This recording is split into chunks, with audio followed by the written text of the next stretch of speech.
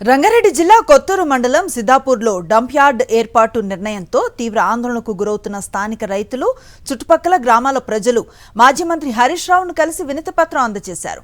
Dump yard వల్ల తాము ఏ విధంగా నష్టపోతున్నామో వివరిస్తూ తమ ఆవేదనను వ్యక్తం చేశారు. ప్రభుత్వ అనాలోచిత నిర్ణయానికి వ్యతిరేకంగా పోరాడాలని, తమకు న్యాయం జరిగేలా చూడాలని విజ్ఞప్తి చేశారు.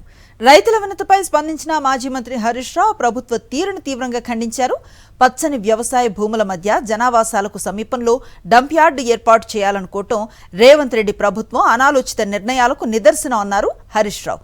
సిద్దాపూర్ డంప్ యార్డు నిర్ణయాన్ని ప్రభుత్వం భేషరతుగా ఉపసంహరించుకోవాలని, లేకుంటే నష్టపోతున్న ఆ 20 గ్రామాల ప్రజల పక్షాన బీఆర్ఎస్ ఉద్యమిస్తుందని హెచ్చరించారు.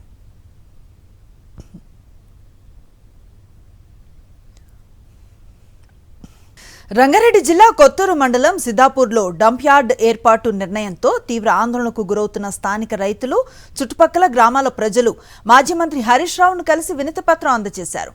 డంప్ యార్డ్ వల్ల తాము ఏ విధంగా నష్టపోతున్నామో వివరిస్తూ తమ ఆవేదనను వ్యక్తం చేశారు. ప్రభుత్వ అనాలోచిత నిర్ణయానికి వ్యతిరేకంగా పోరాడాలని, తమకు న్యాయం జరిగేలా చూడాలని విజ్ఞప్తి చేశారు.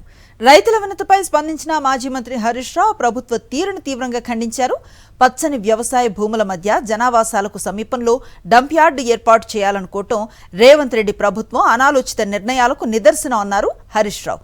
సిద్దాపూర్ డంప్ యార్డు నిర్ణయాన్ని ప్రభుత్వం భేషరతుగా ఉపసంహరించుకోవాలని, లేకుంటే నష్టపోతున్న ఆ 20 గ్రామాల ప్రజల పక్షాన బీఆర్ఎస్ ఉద్యమిస్తుందని హెచ్చరించారు.